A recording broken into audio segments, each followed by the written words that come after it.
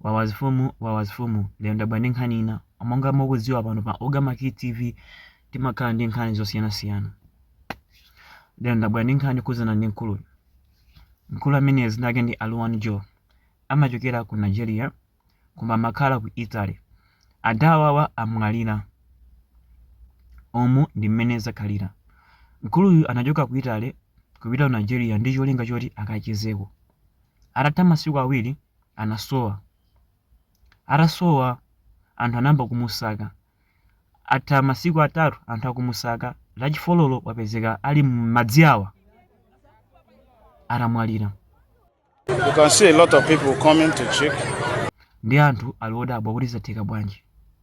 Chachitika ndi chani? Sakudziwa chimene chachitika. Ndimafunanso ndikambenso za nkhani ina yangati yomweyi imene inachitika ku Malawi kwa mzanga wa ine. Mkulu ameneyu dzina lake ndi Yamikani, tinakulira limodzi kuyambira tonse tili ana. Yamikani anakulira ku Lilongwe, anabadwiranso ku Lilongwe. Kumudzi kwawo sanapiteko chibadwireni. Mu chaka cha 2025 kumudzi kwawo unachitika maliro, ndi bambo ake amapita kumudzi kuja. Anaganiza zomutenga Yamikani tete pita limodzi, anapita limodzi kumudzi kuja. Kunali koyamba iye kupitako. Maliro anayikidwa. Atayikidwa maliro ankabwerera kuchoka kumanda kupita ku nyumba mati kusiwa. Ndi akuyenda Yamikani mkozo unamukola. Anawuza bambo ake madala ndifuna ndowe pachire pandikozeko ndidikireni. Yamikani anapita pachire paja sanabwerereso. Anamusaka kumusaka zisatira zake anampeza Yamikani atamwalira. Mzimu wake usimutendere. Umu ndi mmene anafera. Ndeni mafuna muphunzirepo china chake kuchokera pa nkhani imene. Akuluakulu mukachoka kunja kaya ku town kupita kumudzi osazaonesa zoti zikuyenderani. Pangani act ngati sizikuyenderani nanunso muvutika.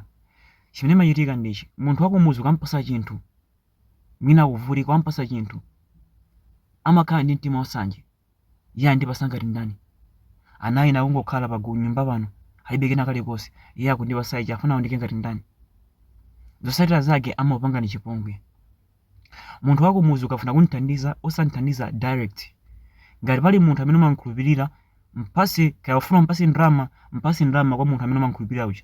Akakupempha yeja akumudzi aja akakupemphani, awuzeni ine ndibe kena kalikonse, ndangobwera kuno popanda kanthu. Isani kwapempha antiwo. Uzo zoti wampasa ndrama mkazi uja ndiweyo. Anti uja wampasa ndrama ndiweyo. Nda awapatsa.